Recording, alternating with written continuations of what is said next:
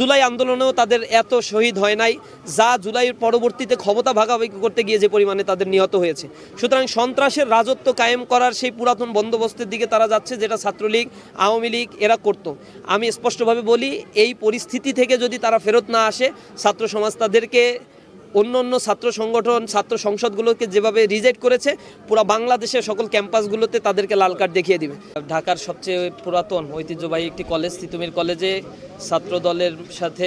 ছাত্রদলের সাথে বলবো না, ছাত্রদল কর্তৃক আক্রান্ত হয়েছে ইসলামী ছাত্র শিবিরের কিছু ভাইদের উপরে গভীর রাতে অতর্কিত হামলা করা হয়েছে। স্থানীয় যারা টোকাই যারা রয়েছে বা আশেপাশের কিছু আরও সন্ত্রাসীদেরকে অ্যাকোমোডেট করে আমাদের ভাইদের উপরে সেখানে হামলা করে।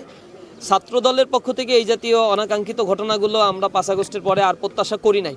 যদিও তাদের পূর্বের চরিত্র এমন ছিল, তারা ক্যাম্পাসে যখনই সুযোগ পেয়েছে তখনই আধিপত্য বিস্তারের চেষ্টা করেছে।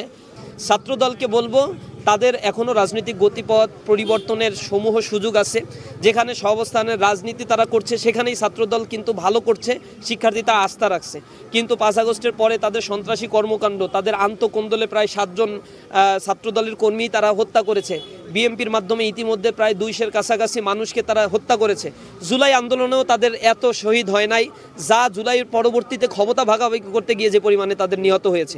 সুতরাং সন্ত্রাসের রাজত্ব কায়েম করার সেই পুরাতন বন্দোবস্তের দিকে তারা যাচ্ছে, যেটা ছাত্রলীগ, আওয়ামী লীগ এরা করত।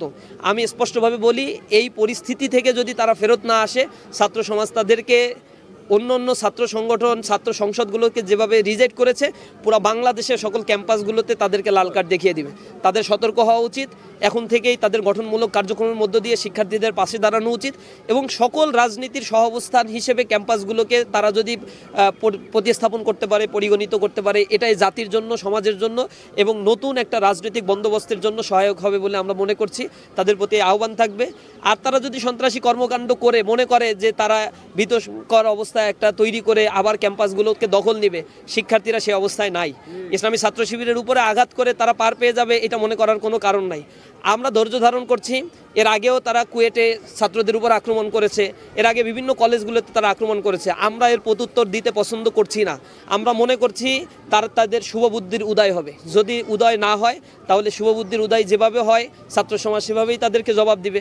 আমরা আশা করি তারা তাদের এই রাস্তা পরিহার করে সন্ত্রাস এবং অগ্নিসন্ত্রাস, চাঁদাবাজি, টেম্পো স্ট্যান্ড দখল এবং সন্ত্রাসী কর্মকাণ্ডের যত রাস্তা তারা ইতিমধ্যেই ছাত্র সমাজকে দেখিয়ে দিয়েছে, এখান থেকে তারা নিজেদেরকে গুটিয়ে নিয়ে আসবে এবং নতুন একটি সমাজ গড়ে তোলার জন্য, ক্যাম্পাস গড়ে তোলার জন্য কাঁধে কাঁধ মিলিয়ে আমরা ঐক্যবদ্ধভাবে আবার কাজ করবো ইনশাআল্লাহ।